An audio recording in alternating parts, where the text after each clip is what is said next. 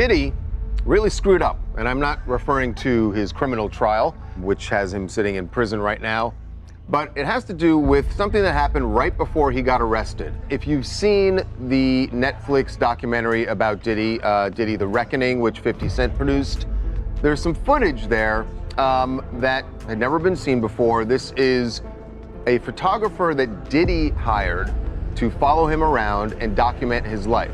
That footage ended up going to 50 Cent. And maybe that's what Snoop went through, I don't know. But let the people know, because it was too early back then. You know, Pac just had died.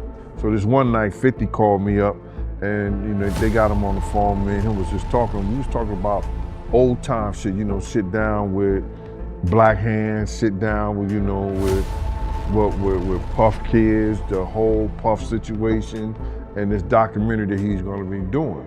When 50 Cent dropped his Netflix documentary Sean Combs, The Reckoning, most people thought the story was finally centered where it belonged on Diddy, his rise, his power, and his fall. But almost instantly, a new wave of online videos and commentary started shifting the spotlight. This time, the name being pulled into the confusion was Snoop Dogg. Headlines began floating around saying Snoop was panicking, hiding, or even being protected because of video that was supposedly kept out of the documentary. Some voices went even further, saying that what Gene Deal and others were hinting at made Snoop look worse than Diddy. These claims spread fast, fueled by old interviews, blurry clips, jail phone calls, and a lot of speculation stitched together to sound persuasive. Social media did what it always does in times like this. It increased fear, mystery, and suspicion.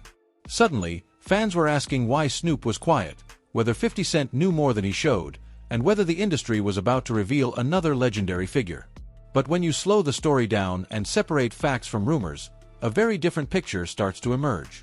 One that includes internet exaggeration, recycled accusations, and a dangerous habit of turning speculation into assumed guilt. In this video, we are going to carefully walk through where these claims came from, what Gene Deal actually suggested, what 50 Cent's documentary did and did not show, and how Snoop Dogg has actually reacted. Most importantly, we will look at what is known, what is denied, and what remains unproven as the Diddy fallout continues to shake the industry. This audio from Suge Knight. It's from his podcast with Dave Mays, and he's speaking on, you know, Tupac and Snoop being cool, and how, you know, after Tupac got killed, Snoop started hanging out with Diddy. And, you know, he also speaks on how, you know, Snoop, he did the Steve Harvey show with Diddy after Tupac got killed. Check this out. Okay. Let's download it right now. Then you look at the scenario how everybody used Pac to make their stuff famous or make their project better. You got people who use their songs for Pac and tell them how much they love Pac, but they do songs for Puffy. You got Steve Harvey, old big ass, you know, this motherfucker telling, well, Pac, according to everybody else, he brings Snoop and Puffy on there and say, these are dudes who running this in the East Coast, West Coast. What's up, Snoop? What's up, huh? Hey, whoa. Wait a minute, fellas here, hold up. You know, I know all about this East Coast, West Coast rivalry thing here, but we in Chicago now. This rivalry stuff, we gotta stop it, man. We stop that, we stop a lot of this violence. Yo, Steve, check this, man. All that East Coast, West Coast stuff is a bunch of media hype. It's been my dog from day one, you know what I'm saying? It's all good between me and him. That's my peoples. Real, that's what we came in for. We came in to light it up and ride it up. We make music here. Now, Pac, if you love Pac so much, how you with the motherfucker that everybody say got something to do with the first get down that happened to Pac in New York, then the second one. What you think about Suge comments? And I never asked you this before, but did you have an issue with Snoop hanging out with Diddy after Tupac got killed? I always felt that was wrong. I'm gonna just keep it real. I'm talking about from that, like now, okay. You know what I mean? I'm 46, Snoop probably early 50s. If he figured out now, he might go by the opinion like, okay, Puffy had nothing to do with Pac. You know, we grown now. If he wanna be his friend, no problem. But back then, that was just awkward. You know what I mean? And the reason why it was awkward to me that I never even like it because you knew how Pac felt about this individual. You know what I mean? Even if you don't agree with him, you probably could have said, you know what, I probably ain't gonna come out, publicly with this, because until things clear up, so I really know, I could be certain that, they didn't have nothing to do with Pop. But it's like, it was no, okay, it is what it is. So that I never really respected that back then. So you had an issue with it. You didn't like it. Never really liked it. It just was a strange look, because you was Pop boy. You know what I mean? Puffy, it's clear they had some issues with Pop. And Pop died, and all of a sudden you chilling with Puffy.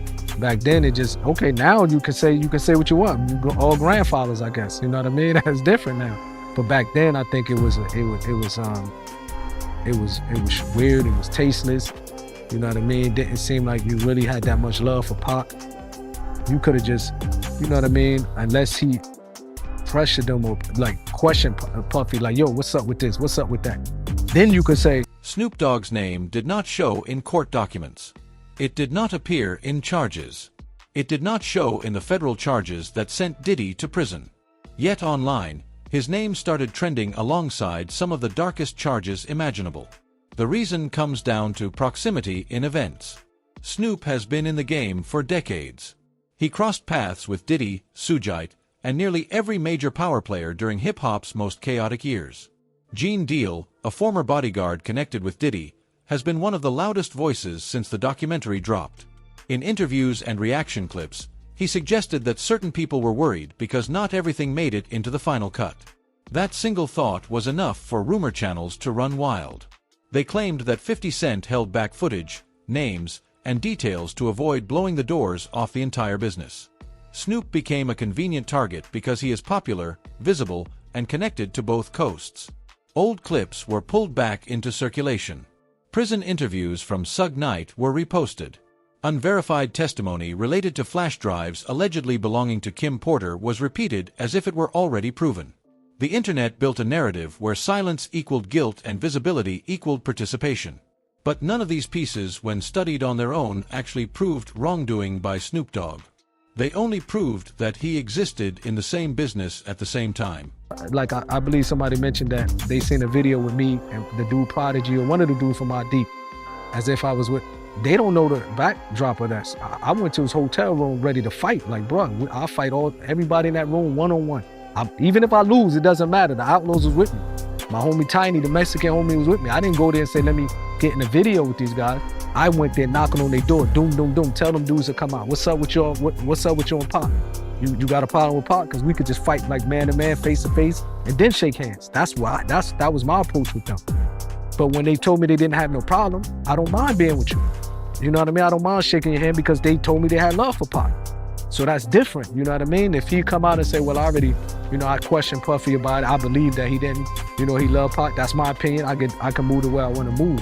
So when people try to, I noticed somebody, I think on your page, do that. Well, Napoleon was in the video with Mobb Deep. They don't know how I got in that video with Mobb Deep, you know what I mean?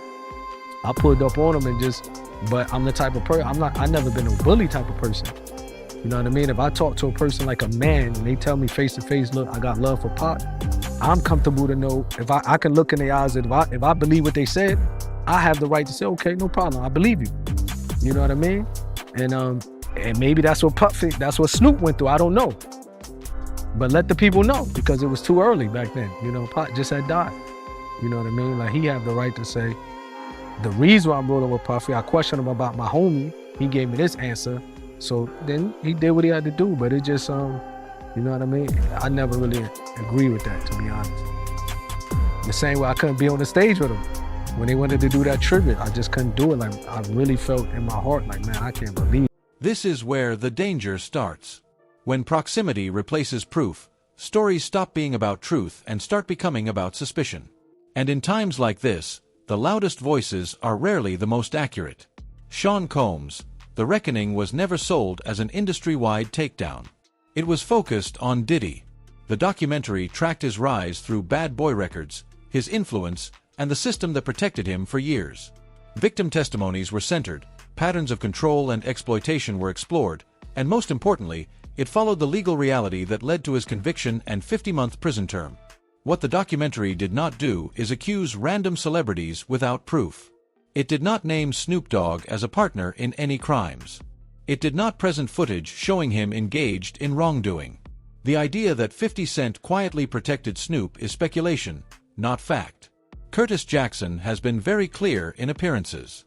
He revealed what he could verify and what his legal team could stand behind. He was doing a documentary thinking he was going to come out triumphant. Yeah, I didn't know that's how this started, is he started filming himself and getting this footage because he thought he was going to beat everything. Okay, Diddy that makes sense. Okay. Has a relationship with Netflix. I knew that. With Ted Sarandis. I saw that. Yes. Okay. And he's filming it there, but of course, when you get, obviously it wasn't a clean sweep on the prosecutor's side, but you're still going to prison. Yeah. He basically kind of scraps it. It's not also Netflix is saying, because they commissioned it, right? Netflix is saying, all right, cool, just turn over what you got, and what we'll do, we'll make it what it is, because we're just following reality. Diddy's like, well, hold on now. If I lost the case, I'm down to still do it with you, but I got to be able to control it. Now, Diddy was probably going to kind of shape this doc to make it look like, hey, this was malicious prosecution. They kind of went really hard at me. Mm-hmm. I'm not a perfect guy, but I am a good guy. Yeah. And Diddy was like, I need to be able to craft it. And Netflix was like, no, you're not. And he's like, well, my question is, did he sign the footage over to Netflix so they own it? Mm-mm. Like, how were they able to do this without his? No, but he didn't pay for it. So essentially, they're calling it a payment error. Ooh. So essentially, the deal falls apart, or he's like, yo, we're not going to do this. So awkward. And the people who did the work that have all this footage, they're like, so wait, you told us to film because this is going to be on Netflix. Now you're saying Netflix doesn't exist, and we're not getting paid because Diddy was going to pay with Netflix money. And Netflix realized this, and they went to the filmers and said, hey, give us the footage. If anything, the documentary showed restraint in a media environment that rewards shock. It avoided naming people unless their participation was backed by records or testimony that could hold up under scrutiny. That is why the claims about hidden footage stay just that, claims. No one has produced confirmed clips. No court filings mention Snoop. No authorities have named him as a suspect or target. Ironically, Snoop openly supported 50 Cent after the documentary dropped. He even posted comments aligning himself with Curtis, making it clear there was no tension between them. That alone contradicts the idea that Snoop was scared of what 50 Cent might reveal.